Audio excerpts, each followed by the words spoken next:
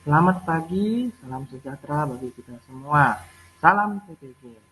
Perkenalkan, saya Andre Bastian Simangunsong, R001 dari Rombel Bahasa, Pendidikan Bahasa Indonesia dan Sastra, PPG Prajabatan gelombang kedua. Kali ini saya akan mempresentasikan hasil profiling peserta didik yang saya peroleh ketika melakukan observasi di.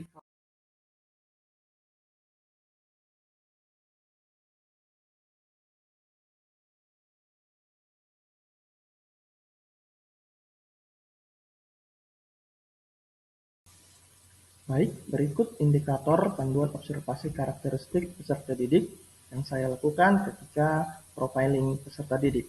Nah, ada etnik, kultural, status sosial, minat, kognitif, kemampuan awal, gaya belajar, motivasi, emosi, sosial, moral, serta kemampuan motorik.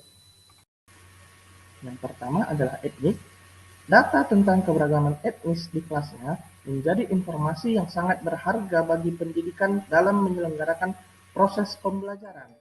Seorang pendidik yang menghadapi peserta didik hanya satu etnik di kelasnya tentunya tidak sesulit yang multi etnik. Disinilah peran dari pendidik untuk mengetahui etnik-etnik apa saja yang ada di. Kemudian yang kedua adalah kultural. Di dalam kelas yang kita ajar, kemungkinan besar itu berasal dari etnik yang berbeda-beda, berasal dari budaya-budaya yang berbeda, sehingga dalam satu kelas yang kita ajar pasti multikultural.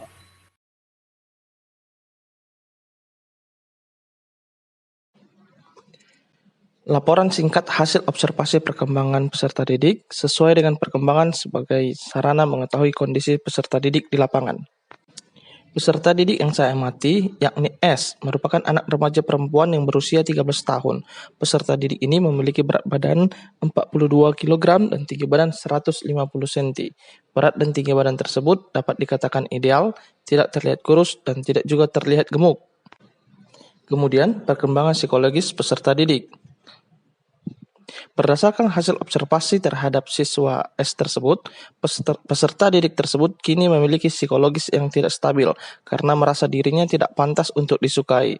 Salah satu penyebabnya adalah situasi di mana peserta didik tersebut mulai memiliki rasa ketertarikan dengan lawan jenis, dan namun ia merasa minder dikarenakan kondisi ekonomi keluarganya. Perkembangan kognitif peserta didik.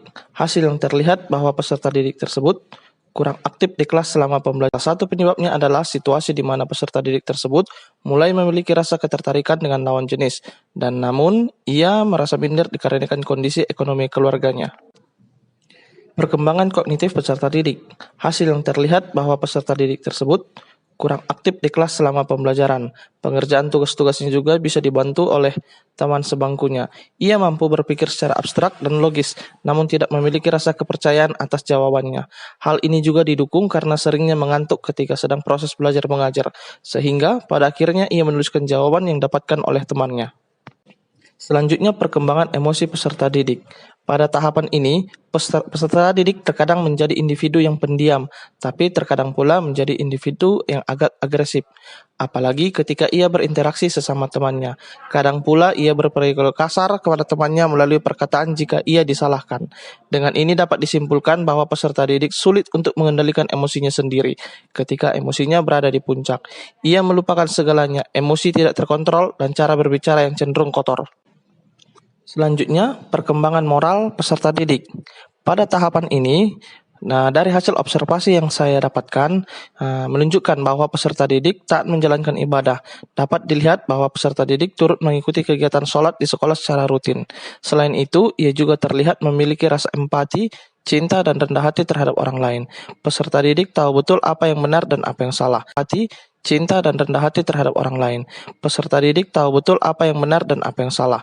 Namun, ia kesulitan untuk melakukan pengendalian atas dirinya sendiri. Selanjutnya, motivasi belajar. Berdasarkan hasil observasi di kelas dan hasil wawancara yang dilakukan oleh beberapa guru yang juga mengajar di kelas 7B, peserta didik tersebut dapat menunjukkan rasa semangatnya dalam belajar, apalagi jika guru memakai metode dan media pembelajaran yang menyenangkan. Meskipun ia menunjukkan semangatnya dalam belajar, terkadang ia juga kendur dalam hal usahanya yang mengerjakan tugas yang diberikan oleh guru mata pelajaran sangatlah minim. Peserta didik ini merasa jawaban yang dipikirkan sendiri itu salah, dan pada akhirnya ia memilih untuk melihat jawaban teman sebangkunya. Selain itu, peserta didik ini juga mudah terdistraksi oleh hal-hal di luar seperti teman, peristiwa di luar kelas, atau bahkan hal-hal di luar akademik. Kesimpulan yang saya dapatkan dari hasil observasi tersebut adalah, berdasarkan hasil analisa yang telah diuraikan pada slide-slide sebelumnya, dapat disimpulkan bahwa perkembangan fisiologis peserta didik sangat memberikan pengaruh terhadap perkembangan lainnya, di mana pada usia remaja penuh dengan gejolak perubahan dalam fase kehidupan. Perpindahan fase ini juga membuat perubahan-perubahan secara fisik dikatakan mampu mempengaruhi psikologis anak usia remaja. Perkembangan peserta didik juga yang saya amati menunjukkan perkembangan sesuai dengan usianya. Peserta didik mulai menunjukkan adanya rasa ketertarikan dengan lawan jenis, meskipun ini masalah kemarin juga yang kita bahas, yaitu kalimat tidak langsung. Kalimat langsung ciri-cirinya ada yang tahu? Ya, mengatakan secara langsung. Oke, ya. Memiliki tanda petik. Ada lagi? Ada lagi? Ya? Awalan di. Oke. Kemudian kita lanjut ke kalimat tidak langsung.